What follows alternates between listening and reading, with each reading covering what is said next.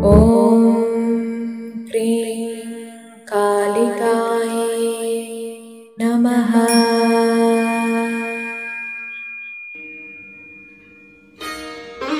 আমি জামবনি কুইরিপাড়ার শিবু কুইরির বিটি সাজলি। কাগজওয়ালারা বললে, ওহো হো হো হো, অতটুকুন বললে খবে কেনে?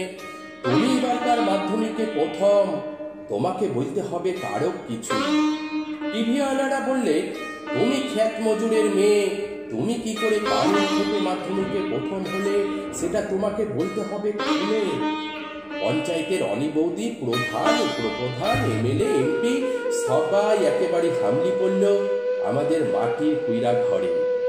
জামবনির স্কুলের হেডমাস্টার কন বিহন বেলায় টিনের আগুর খুলে হাঁকে ডাকে ঘুম ভাঙায়। খবরটা যখন প্রথম শোনালে তখন মাখে জড়াই ধরি শুয়েছিলাম আমি। কুইরে ঘরের ঘুমঘুটা অন্ধকারে হেডমাস্টারকে দেখে মায়ের পাড়া আমিও চোখ কচলে হাঁ হয়ে ভাবছিলাম, কি স্বপন দেখছি নাকি। স্যার বললে, এটা সফল লয় সত্যি বটে। কথাটা শুনে কাঁদে ভাইসেছিলাম আমরা দুই মা বিটি। আজ বাপ বাঁচি থাকলে আমরা মানুষটাকে দেখাতে পারতাম। আমি দেখাতে পারতাম বহুত কিছু। আমার বুকের ভেতর যে তেজালো সাজ বাটিটা জ্বালাই ছিল মানুষটা, সেই বাটিটা আজকে কেমন আমাদের কুড়ে ঘরটাকে আলো করছে সেটা দেখাতে পারতাম। আপনারা বলছেন বটে, কথাটা শুনতে কিন্তু খুব ভালো। তোমাদের মতন মেয়েরা যদি উঠে আসে তাহলে ভারতবর্ষ উঠে আসে, কিন্তু উঠে আসার রাস্তাটা যে এখনো তৈয়ার হয় নাই। খাড়া পাহাড়ে উঠা কি জিনিস, বহুত দম লাগে, বহুত তেজ লাগে। আমি জামবনির শিবু কুইরির বিটি সাজলি। যখন থেকে হুশ হয়েছে তখন থেকে শুনে আসছি, বিটি না মাটি। ঠাকুমা বলতো, পরের ঘরে হেসেল ঠেলবে তার আবার লিখা পড়া। গায়ে বাবুরা বলতো, তুই কুইরি পাড়ার বিটি ছেলা, তোর কামিন খাটা ছাড়া গতি কি। ভাব বলতো, দেখ সাজলি, মন খারাপ করলি তো হারিয়ে গেলি। শুন, যে যা বলছে বলুক, এসব কথা একেবারে কানে শিমলে আর এক কানে বার করে দিবি। তখন আমাদের বাবু পাড়ার কুচলি দেওয়ার ঘরে কামিন খাটত মা। ক্ষয় রোগের তারসে মায়ের গতরটা ভাঙে নাই অতটা। মাঝে মধ্যে জ্বর টর আসতো। জ্বর এলে মা চুপচাপ এগোতে তালাই পাতে শুয়ে থাকত। মনে আছে, সে ছিল এক জার কালের সকাল। রোদ উঠেছিল ঝলমলি, ঝিঙা খোলা রোদ। আমি রোদে পিঠ দিয়া গা দোলাই পড়ছিলাম ইতিহাস, ক্লাস 7 সামন্ত রাজাদের ইতিহাস। দেওরাগিনী লোক পাঠাইছিল বার কত, মায়ের জ্বর সে তা শুনতে নাই চায়। আমাদের দিদি বুড়ি তখন বাঁচে, উলতলায় বসে ছেঁড়া কম্বল মুড়ি দিয়ে বিড়ি বিড়ি ফুঁকছিল। শেষ তক বুড়ি সেদিন পড়া থেকে উঠাই মায়ের কাজটুকুন করতে পাঠাইছিল বাবু ঘরে। পুরাতন ফটক ঘেরা উঠান, অত বড় দরদালান, অত বড় বারান্দা, সব ঝাট পাট দিয়া সাফ সুতরা করে আসছিলাম চইলে। দেওরা গিন্নি নাই ছাড়লে এক গাদা এটো কাটা জুটা বাসন আমার সামনে আলো ধরে দিলে। বললাম, তোমাদের জুটা বাসন ধুতে নাই পারবো। বাবু গিন্নি, সে কি রাগ, কি বললি? আরেকবার বল দেখিনি। যতটুকুন মুখ নয় তত বড় কথা।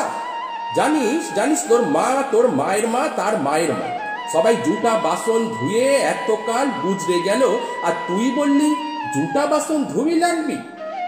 বললাম, তোমাদের জুটা বাসন আমি ধুইতে লাগবো। তোমার লোক দেখা লাউগা, আমি চললাম। কথাটা বলে গটগট করে বাবুগিন্নির মুখের সামনে আমি বেড়াই চলে আসছিলাম। খাবাদে সেনির কি কাণ্ড, কি ঝামলা। বেলা ডুবলে মাহাতোদের ধান কাটে বাপ ঘরে আইলে দুপাতা লেখাপড়া করা নাতনির ছোট মুখে বড় থুতির কথা 7 কাহন করে বলেছিল দিদি বুড়ি। মা কোনো রাগ করে নাই।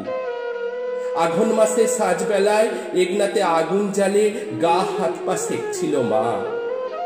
এক মাথা ঝাঁকড়া কালো চুল, ঝাঁকড়া বাপের পেটানো পাথরের মুখটা ঝলকে উঠেছিল আগুনের আঁচে। বাপের অমন চেহারা আমি কোনোদিনও দেখি নাই।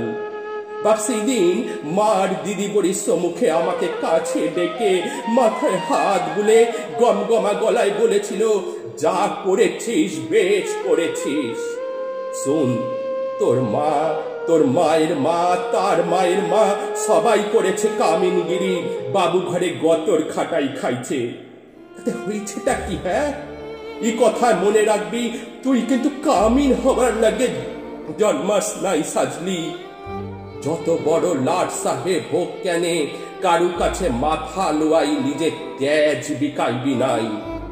এই তেজটুকুন লাগে লেখাপড়া শিখাচ্ছি তোকে, না হলে আমাদের হা ভাতা মানুষের ঘরে আর আছেটা কি? আমি জামবুনি কুইরিপাড়ার শিবু কুইরির বিটি সাজলি।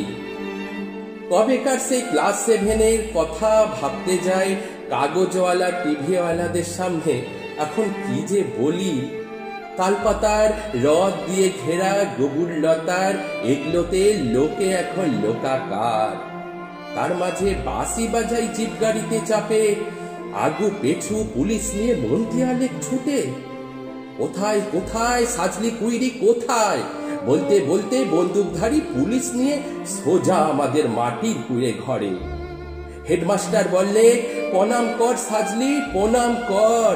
মন্ত্রী তখন পিঠ চাপড়া লোক, পিঠ চাপড়াইয়া বললে, তুমি কামিন খেটে মাধ্যমিকে প্রথম, তাই তোমাকে দেখতে আলাম। সত্যি বড় গরিব অবস্থা তোমাদের। তোমাদের মতন গরিব ঘরের মেয়েরা যাতে উঠে আসে, তার লাগে আমাদের পার্টি, তার লাগে আমাদের সরকার। নাও নাও নাও, 10,000 টাকার চেকটা অখল লাও। শোনো, আমরা তোমাকে আরো টাকা তুলে দেব, ফুল দিব, সম্বর্ধনা দিব।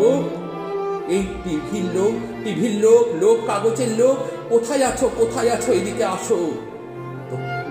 তক্ষুনি ছোট বড় কত রকমের সব ঝলকে উঠলো ক্যামেরা, ঝলকে উঠলো মন্ত্রীর মুখ। না না না, মন্ত্রী লয়। তার বদলে আমি দেখলাম ঝলকে উঠলো আমার বাপের মুখ, ঘনঘনা আগুনের পাড়া আগুন মানুষের মুখ। আমি তখনই বলে উঠলাম, না না, টাকা আমার নাই লাগবে। আমরা আর আমাকে যে ফুল দিবে, সম্বর্ধনা দিবে, আর দেদার টাকা তুলে দিবে, তাও আমার নাই লাগবে। মন্ত্রী তখন ঠোক কিনলে। গাইড সেই দেওড়া গিন্নির বড় বেটা, সে এখন পাখির বড় লেতা। ভিড় খেলে সে আসে বললে, কেনে কি হয়েছে রে সাজলি? তুই তো আমাদের ঘরে কামিন ছিলি, বল তোর লাগে কি আমরা করতে পারি, বল তোর কি লাগবে খুলে বল সাজলি। বললাম, আমার পাড়া ঘরে ছয় অনেক সাজলি আছে, আবার শিবু কুইরির বিটি আছে গা গেরামে। তারা যতদিন অন্ধকারে বইরে থাকবে, তারা যতদিন লেখা পড়ার লাগে কাঁদে বলবে, ততদিন কোন বাবু দয়া আমার নাই লাগবে, ততদিন কোন বাবুর দয়া আমার নাই লাগবে। নমস্কার। কবি দেবব্রত সিংহের তেজ কবিতাটি আজকে উপস্থাপনা রাখলাম। সকলকে জানাই শুভ দীপাবলির প্রীতি শুভেচ্ছা এবং অভিনন্দন। আলোর এই উৎসবে সকলে মেতে উঠুন। শুভ দীপাবলি।